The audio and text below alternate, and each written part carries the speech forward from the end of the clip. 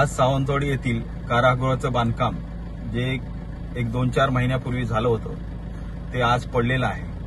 मी त्याच वेळी आरोप केला होता की हे बांधकाम निकृष्ट दर्जाचं झालेलं आहे आणि ज्या जेईने एस्टिमेट केलेलं आहे ते चुकीच्या पद्धतीने केलेलं आहे। कारण हे बांधकाम खरं तर पुरे काळ्या दगडाचं होतं आणि त्याच्यावरती चिऱ्याचं आणि सिमेंटचं बांधकाम करणं खूप चुकीच्या पद्धतीने होतं आणि संबंधित जो जेई आहे त्यांनी चुकीच्या पद्धतीने ते एस्टिमेट केल्यामुळे आणि ठेकेदाराने खास करून हे काम निकृष्ट दर्जाचं केलं होतं। कारण ज्या पद्धतीने वाळू ज्या पद्धतीने चिरे हे वापरले होते हे निकृष्ट दर्जाचे होतं। त्यावेळी ते दिसत होते आणि हे फोटोही सुद्धा आम्ही दिले होते सार्वजनिक बांधकाम विभाग। तरी सुद्धा हे बांधकाम करून घेण्यात आलं आणि हे ऐतिहासिक असं कारागृह आज खऱ्या अर्थानं एक निकृष्ट दर्जाचं बांधकाम झाल्यामुळे पडलेला आहे। त्याचा जो नावलौकिक होता त्याचं जे काही सौंदर्य होतं त्याच्यामध्ये आज कुठे तरी बिघाड होताना दिसलेला आहे। आज खऱ्या अर्थानं दुःख होतंय की अशा तऱ्हेचं ऐतिहासिक कारागृह जे खऱ्या अर्थानं पर्यटकांना हाक देणारं होतं, पर्यटकांसाठी एक पर्यटन स्थळ ठरलं असतं, पण याचं कुठेतरी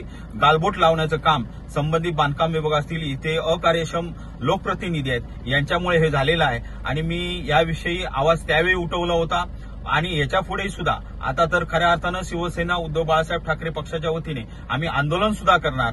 पुढच्या आठवड्यामध्ये सोमवार मंगळवारी हे आंदोलन असेल की या संबंधित सर्व जबाबदार अधिकाऱ्यांवरती, ठेकेदारावरती, ह्या सर्वांवरती कारवाई झाली पाहिजे।